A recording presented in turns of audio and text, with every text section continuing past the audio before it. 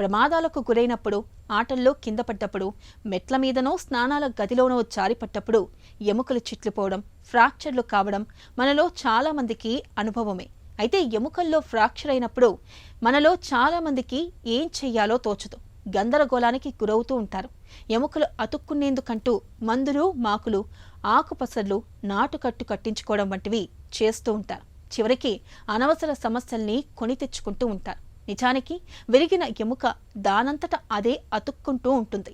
కాకపోతే విరిగిన ఎముక సజావుగా సవ్యంగా అతుక్కునేందుకు వీలుగా తగిన వైద్య సాయం పొందాలని చెబుతారు డాక్టర్లు. ఫ్రాక్చర్ల గురించిన పూర్తి వివరాల్ని డాక్టర్ని అడిగి ఇప్పుడు తెలుసుకుందాం.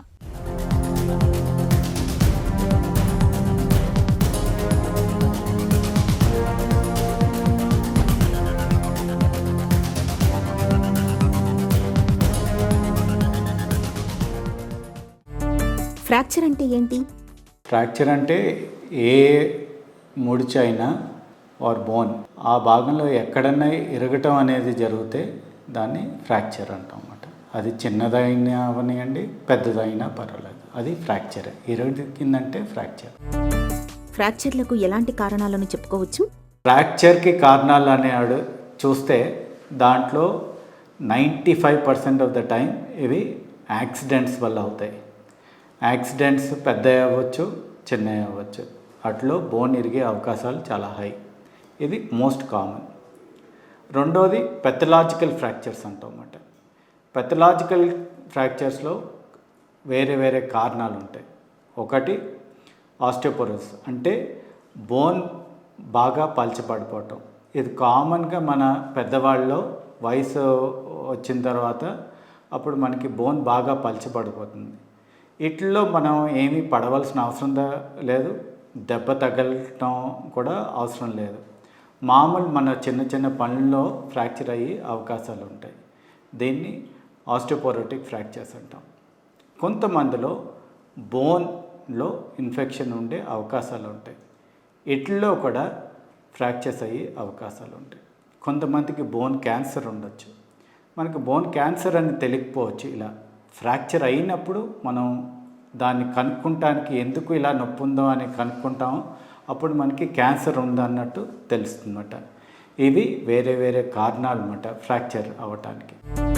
ఫ్రాక్చర్లు ఎన్ని రకాలుగా అవుతుంటాయి?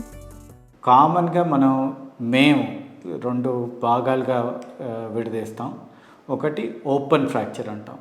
దీంట్లో ఏమవుతుందంటే చర్మంలో గాయం ఉంటుంది, ఇరిగిన బోను ఈ గాయం నుంచి బయటకు కనపడుతుంది అన్నమాట. దీన్ని ఓపెన్ ఫ్రాక్చర్స్ అంటాం.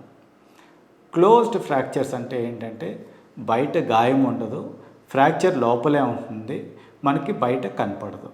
ఇవి మెయిన్గా డివైడ్ చేసుకుంటాం. రెండో విధంగా ఏంటంటే జాయింట్ దగ్గర మన దగ్గర ఏమన్నా ఫ్రాక్చర్ అవుతే దీన్ని ఇంట్రా ఆర్టికులర్ ఫ్రాక్చర్స్ అంటాం. ఇంకోటి జాయింట్ నుంచి దూరంగా వేరే మధ్య భాగంలో, చేతి మధ్య భాగం, తొడ మధ్య భాగంలో అలా అవుతే దీన్ని షాఫ్ట్ ఫ్రాక్చర్స్ అంటాం. మూడోది ఎన్ని ముక్కలు బట్టి కూడా మనం దీన్ని ఫ్రాక్చర్. సింపుల్ ఫ్రాక్చర్స్ అంటే ఒకటే ఫ్రాక్చర్ లైన్ ఉంటుంది, బోన్ అనేది 2 ముక్కల కింద ఇరుగుతుంది. దీన్ని సింపుల్ ఫ్రాక్చర్స్ అంటాం. కమ్యూనిటెడ్ ఫ్రాక్చర్స్ అంటే బోన్ మల్టిపుల్ ఎన్నో ముక్కల కింద ఇరిగిపోతే మాత్రం దీన్ని కమ్యూనిటెడ్ ఫ్రాక్చర్ అంటాం. సో ఇలా డిఫరెంట్ ఫ్రాక్చర్స్ని మనం డివైడ్ చేసుకోవచ్చు. ఫ్రాక్చర్లు అయినప్పుడు ఎలాంటి లక్షణాలు కనిపిస్తుంటాయి?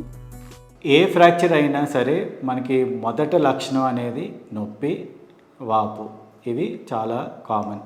తర్వాత మనకి ఈ ఫ్రాక్చర్ ఉన్న పొజిషన్లో కన్నా దూరంగా కదిలిపోయి ఏమన్నా ఉంటే చేతు వంకరగా వారి కాళ్ళు వంకర, ఆ భాగం వంకరగా కూడా కనపడుతుంది.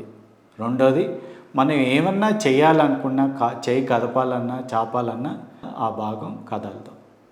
ఇవి మెయిన్ లక్షణాలు. అదే ఫ్రాక్చర్ చిన్న ఫ్రాక్చర్ అయ్యి మనకి పెద్ద దెబ్బ తగలకుండా చిన్న ఫ్రాక్చర్లు ఉంటాయి అన్నమాట. అన్డిస్ప్లేస్డ్ ఫ్రాక్చర్ అంటే ఎక్కడ కదలకుండా ఉంటుంది అన్నమాట. అలాంటిటప్పుడు మెయిన్గా లక్షణం అనేది నొప్పి, కొంతసేపు తర్వాత మనకి వాపు అనేది కనపడుతుందన్నమాట. ఫ్రాక్చర్ల విషయంలో ఎలాంటి పరీక్షలు చేస్తారు? ఏ ఫ్రాక్చర్ కన్నా మొదట టెస్ట్ అనేది జరిగేది మేము తీసేది ఎక్స్రే. 99% ఆఫ్ ద టైమ్స్ మనకి ఎక్స్రేలో ఫ్రాక్చర్ ఉందనేది తెలిసిపోతుంది. కొన్ని ఫ్రాక్చర్స్ మనకి నొప్పి అనేది ఉంటుంది, వాపు అని ఉంటుంది, కానీ ఎక్స్రేలో ఫ్రాక్చర్ అనేది కనపడకపోవచ్చు. అలాంటిటప్పుడు మాకు డౌట్ ఉంది, ఈ ఫ్రాక్చర్ డెఫినెట్గా ఉంటుందేమో అనే అనుమానం వస్తే మాత్రం అండ్ ఎక్స్రేలో కనపడకపోతే మాత్రం సిటీ స్కాన్ అయితే చేస్తాం. అదే కాకుండా మనకి జాయింట్ దగ్గర పెరియార్టికులర్ ఫ్రాక్చర్స్ అంటే చెప్పాను చూడండి ముందర, జాయింట్స్ దగ్గర ఉన్న ఫ్రాక్చర్స్ దగ్గర మాత్రం మేము సిటీ స్కాన్ అడుగుతాం. ఎందుకంటే దాని చుట్టూరు ఎంత ఇరిగిందో అనేది క్వాంటిఫై, అంటే ఎలా ఇరిగింది, ఎంత ఇరిగిందో తెలియటానికి సిటీ స్కాన్ తీస్తాం. ఫ్రాక్చర్లకు చికిత్స ఎలా ఉంటుంది? సర్జరీ ఎప్పుడు అవసరం? ఈ మధ్యకాలంలో ఫ్రాక్చర్లని ట్రీట్మెంట్ అయితే మాత్రం సర్జరీ ద్వారానే ఎక్కువగా ట్రీట్మెంట్ జరుగుతుంది. సర్జరీ ద్వారా నొప్పి తగ్గుతుంది. రెండవది మనకి మూమెంట్, అంటే ఇప్పుడు చెయ్యి అయినా సరే, కాలు అయినా సరే, మూమెంట్ సర్జరీ చేసిన వెంటనే మర్చుకుంటాం, చాపటం అనేది జరుగుతుంది. బెడ్లోనే పడుకుని దాన్ని కాపాడుకుంటూ ఉండటం అనేది ఉండదు. మన ఫిజియోథెరపీ మా హెల్ప్ తోటి, వేరే వాకర్ తోటి, స్టిక్ తోటి నడుచుకుని మన చిన్న చిన్న పనులు కూడా చేసుకునే అవకాశం ఉంటుంది సర్జరీ ద్వారా. లెంత్, అలైన్మెంట్ అండ్ రొటేషన్ ఇవన్నీ కూడా నార్మల్గా ముందర మీరు ఎలా ఉండేవారో అదే విధంగా తీసుకొస్తాం ఫ్రాక్చర్ సర్జరీలో. ఎముక విరిగినప్పుడు, ఫ్రాక్చర్ అయినప్పుడు నాటు వైద్యాలు చేయడం ఏమంత మంచిది కాదు. ఈ ప్రయత్నాల వల్ల విరిగిన ఎముక సరిగ్గా అతుక్కోకపోయే ప్రమాదం ఉంటుంది. ఆధునిక వైద్యంలో ఇవాళ ఫ్రాక్చర్లకు పీఓపీ కట్టు మొదలుకొని స్క్రూలు, రాట్ల వరకు చక్కటి చికిత్సలు అనేకం అందుబాటులో ఉన్నాయి.